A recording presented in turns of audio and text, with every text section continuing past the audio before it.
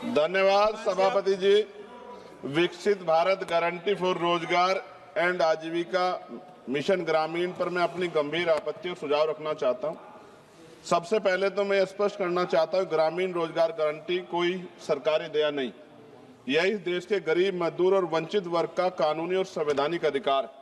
इसी अधिकार को पहले महात्मा गांधी राष्ट्रीय ग्रामीण रोजगार गारंटी अधिनियम के माध्यम से मान्यता दी गई थी, लेकिन आज सरकार उस कानून को हटाकर एक नई योजना ला रही और निधि का जो बंटवारा केंद्र राज्य में 60 और 40 का है। माननीय सभापति जी, आप भी उत्तर प्रदेश से आते हैं, मैं भी। उत्तर प्रदेश सरकार पे 8 लाख करोड़ का कर्ज है, हर नागरिक पे 31,000 का कर्ज। ऐसे में क्या राज्य इसको आगे बढ़ा पाएगा?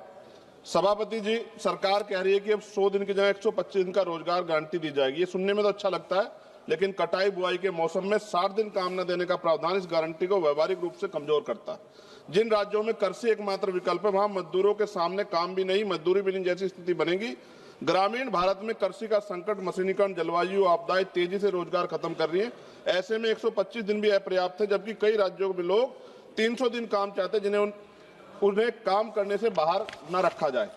और सभापति जी, दलित आदिवासी हितों का स्पष्ट उल्लेख, मनरेगा से SC/ST समुदायों को जमीन से जुड़े काम, जल संरक्षण, सामुदायिक संपत्तियों के जरिए न्यूनतम सुरक्षा दी गई। नई योजना में SC/ST के लिए पृथक रूप से कोई लक्ष्य सुरक्षा का प्रावधान नहीं।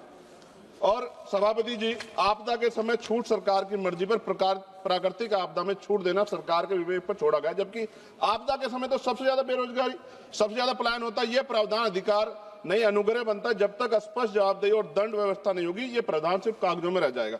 मैं कुछ सुझाव भी दे रहा हूं सभापति जी, मंत्री जी बैठे हैं।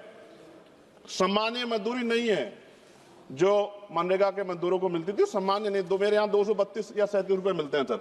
मेरी मांग है कम से कम 500 रुपए न्यूनतम मजदूरी दी जाए और रोजगार गारंटी बिना मौसमी शर्तों के लागू की जाए।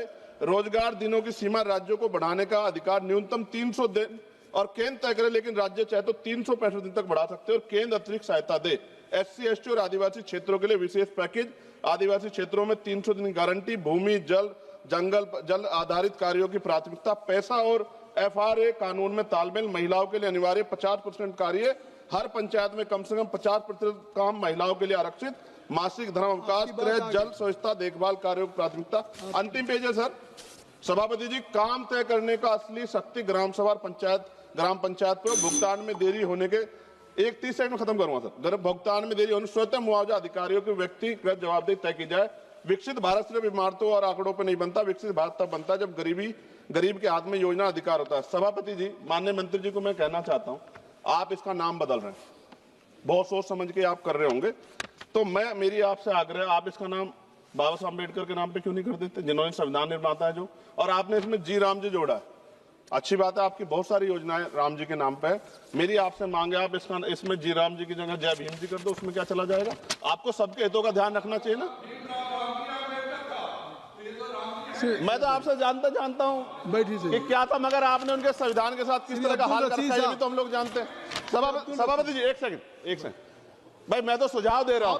आप सर शेखर जी, आप चेयर को कहिए। हाँ सर, आपके माध्यम क्यों कहते हैं? नहीं, थैंक यू। आपने 30 सेकंड मांगा था, 1 मिनट सर, ये बीच में बोल गए, थोड़ा सा वो हो गया। सर, मैं खत्म कर रहा हूं 10 सेकंड में। मैं उनको नहीं कह रहा, मैं आपके माध्यम से कह रहा हूं मंत्री जी को, सर ये देश देख रहा है, आप अगर महापुरुषों का अपमान करेंगे तो लोग इसका चुनाव के समय हिसाब करेंगे। मेरी बात को याद रखें। धन्यवाद। जय भीम, जय भारत।